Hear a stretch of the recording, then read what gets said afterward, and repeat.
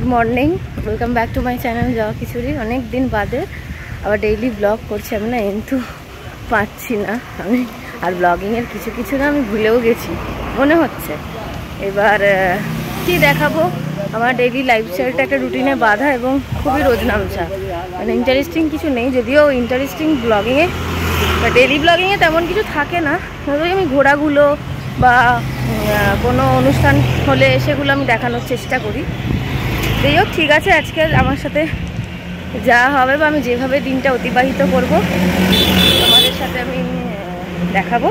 তোমরা একটু প্লিজ দেখো ভালোবেসে। আর এখন আমি পড়াতে যাচ্ছি, এই রোডটা ধরি, এখানে খুব বড় বড় গাড়ি যায়, যেন একদম সাইড চেপে ধার চেপে তোমাদের সাথে কথা বলছি, ভয়ও লাগে।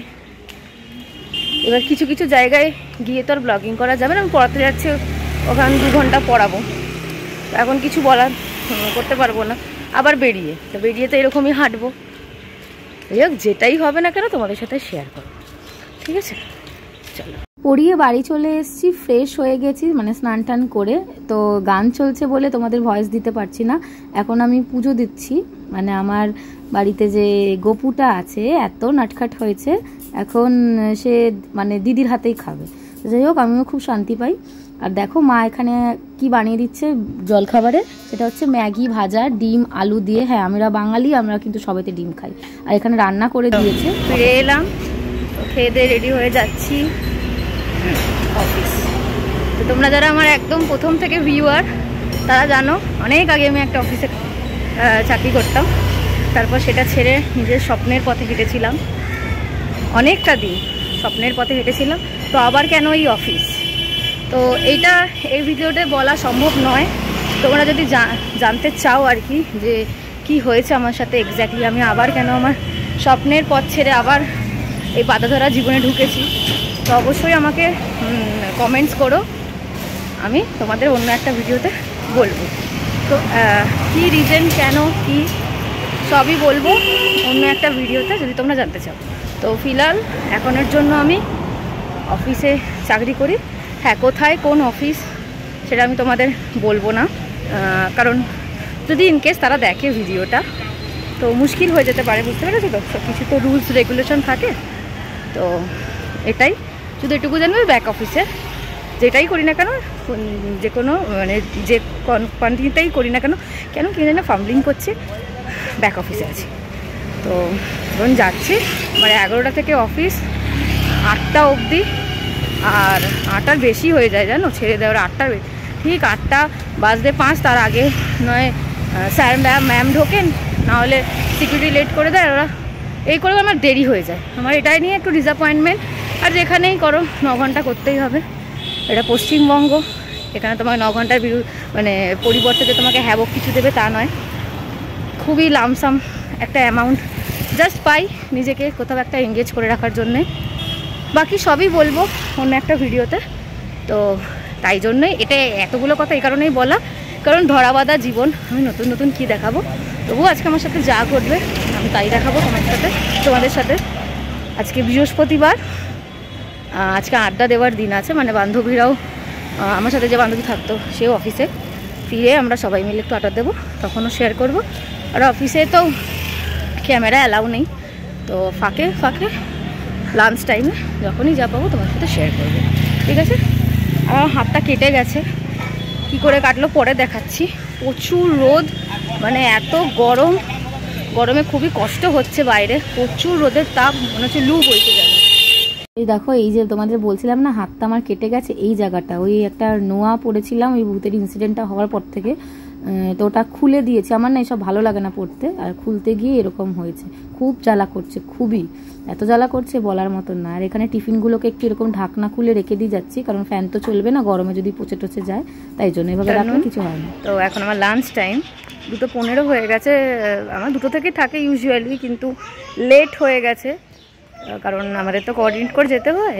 যিনি যান তিনি 45 মিনিট নিয়ে নিয়েছেন, ম্যাক্স 40 মিনিটস থাকে।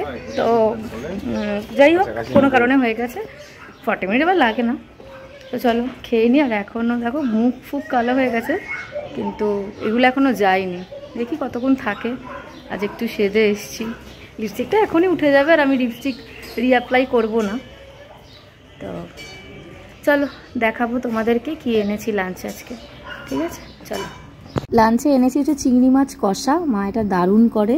আর হচ্ছে এটা বোধহয় তেলাপিয়া মাছের ঝাল, আমার ভালো লাগে তেলাপিয়া মাছ খেতে। আর ভাত। তো এই হচ্ছে আজকে আমার লাঞ্চ।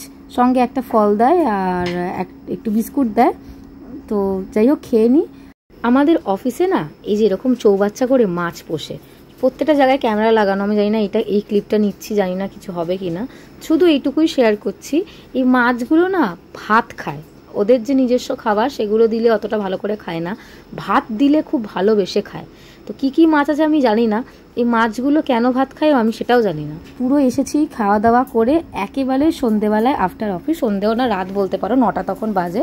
আর এর নাম হচ্ছে রকি। রকি বাবু খুব মিষ্টি, আমার সব বন্ধুরা ওকে আদর করে, শুধু আমি ভয়ে আদর করতে পারি না, কারণ আমাকে না ডগি কামড়ে দিয়েছিল 2বার, তাই। আর বন্ধুরা একসাথে হওয়া মানে প্রচুর খাওয়া দাওয়া। এই যে মাছের কচুরি, গরম গরম মাছের কচুরি আর আলুর দম, জাস্ট দারুণ লাগে আমার খেতে, দারুণ। খাচ্ছি এটাই। তারপরে আমাদের তো থামার নাম নেই, ওরা নিয়েছে মালাই, আমাকেও একটু দিয়েছে। আর এইখানে আমার কাল হয়েছে, আমি যদি এদের সাথে মালাইটা খেয়ে নিতাম তাহলে আমার ঠান্ডাটা লাগতো না।